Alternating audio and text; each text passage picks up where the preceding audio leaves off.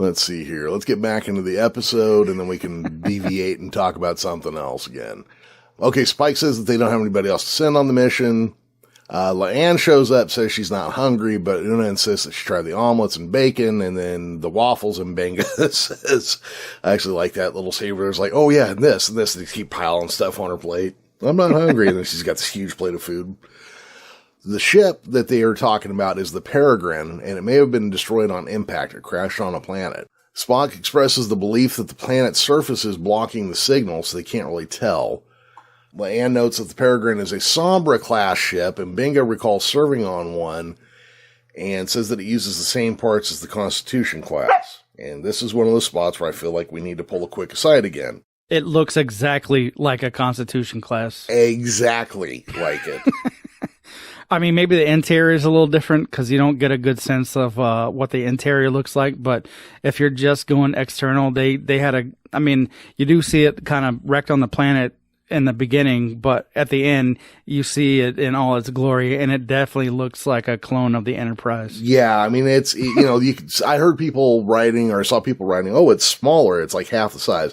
Well, it's not, because they do a side-by-side instead of that weird shot where it's the forced perspective from the front. Yeah. And if it was half the size, then those aren't the same parts as the Constitution class. For sure. So I don't know. I mean, maybe the inside is drastically different. It didn't look like it to me.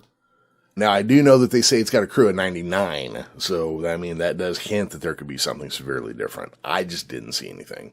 Now, it could be like modern ships and submarines where like the Enterprise has like 4 nuclear reactors while the Nimitz class has like 2, but they kind of look similar. Oh, well, so Mbinga says that the Peregrine or that the Sombra class are fast.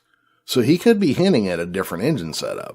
Yeah. Plus like, even across the Nimitz class, take for instance, like I already said, the Eisenhower or like the Bush, there are some visual, a little bit of visual differences. Like the Eisenhower has a different mast setup than some of the other ships. I feel like they're around the same size. I could be a little off on that, but not much, I don't think. So yeah, I'm tracking, but to be fair, when you see the shot of the ships, like at the end, they pretty much look the same. There's not much visual difference. I meant. Like it was the same bridge set, which look, I get, that's a money saving thing. I get that. The exterior models were identical from what I could see. But if they do make a point that these ships are like super fast, like that's their thing, maybe the reduced crew and maybe a different, I don't know, set of not warp drives, but impulse drives or something. I guess that would be a different class, wouldn't it? Oh, that could mean that it's like a bit more stripped down, which would necessitate less crew. Cut the weight back quite a bit. Things you can do. I got you. No, because you know what? Actually talking that through with you makes me less critical of that entire setup there. Yeah, I could see that.